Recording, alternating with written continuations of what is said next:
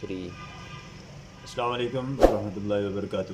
میں ہوں انعام قریشی، آپ دیکھ رہے ہیں میرا چینل آئیں کچھ سیکھیں۔ کافی دنوں کے بعد آپ حضرات کے سامنے حاضری ہوئی ہے۔ جن احباب نے مجھے میسیج کیا ان کا بہت مشکور ہوں، کیونکہ کچھ مصروفیات ایسی تھیں جن کے باعث میں آپ حضرات سے مخاطب نہیں ہو سکا۔ آج کا ہمارا موضوع ہے کرسمس اور نئے سال کی خوشیاں، اس کی حقیقت کے بارے میں اسلام ہمیں کیا حکم دیتا ہے۔ سورہ فرقان کی آیت مبارکہ ہے کہ والذین لا یشہدون زور۔ اسی آیت کے ذیل میں علماء کرام نے لکھا ہے کہ بھئی اللہ کے بندے جو ہے نا وہ لوگ ہیں کہ بھئی جو کفار کی عیدوں میں شریک نہیں ہوتے۔ پھر اس کے بعد حضرت عمر بن خطاب رضی اللہ تعالیٰ عنہ کا جو ہے نا وہ ایک قول ہے کہ کفار کی عیدوں پر ان کی عبادت گاہوں کا رخ مت کیا کرو، بے شک ان پر اللہ تعالیٰ کا غصہ آتا ہے۔ بے شک ان پر کیا ہوتا ہے؟ اللہ تعالیٰ کا غصہ آتا ہے۔ پھر سیدنا عبداللہ بن عمر رضی اللہ تعالیٰ عنہ فرماتے ہیں کہ غیر مسلموں کی سرزمین میں رہنے والا مسلمان ان کی عید کو انہی کے طریقوں پر منائے اور اسی پر ان کی موت ہو گئی تو کل قیامت کے دن اللہ رب العزت ان کو انہی میں سے اٹھائے گا۔ اور پھر امام احمد بن حنبل رحمۃ اللہ علیہ نے فرمایا کہ بھئی یہاں تک فرمایا کہ بھئی اگر کسی شخص کی بیوی عیسائی ہو، اگر کسی شخص کی بیوی عیسائی ہو تب بھی وہ عیسائیوں کی عید میں شرکت کی اجازت نہ دے، کیونکہ اللہ نے گناہوں پر تعاون کرنے سے منع فرمایا ہے۔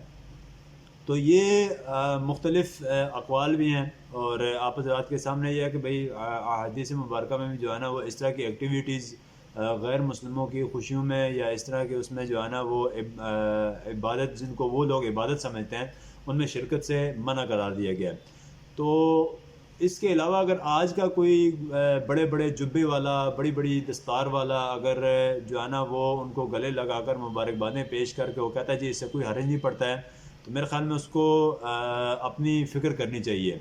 تو لہٰذا آپ حضرات سے بھی گزارش ہے کہ بھئی ان چیزوں سے خود بھی باز رہیں اور اپنے عزیز و اقارب، دوست احباب جو ان کاموں میں ملوث ہوں ان کو بھی ان چیزوں سے منع کریں۔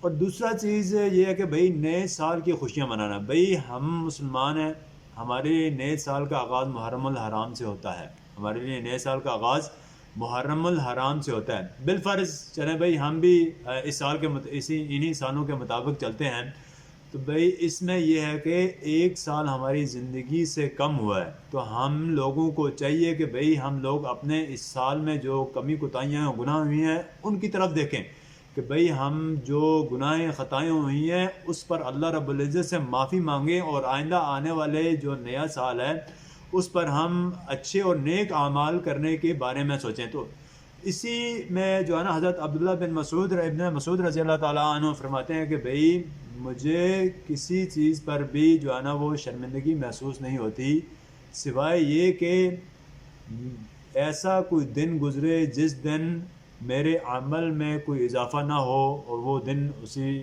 اضافے کے بغیر گزرے، تو مجھے اس پر بہت ہی زیادہ ندامت محسوس ہوتی ہے، شرمندگی محسوس ہوتی ہے۔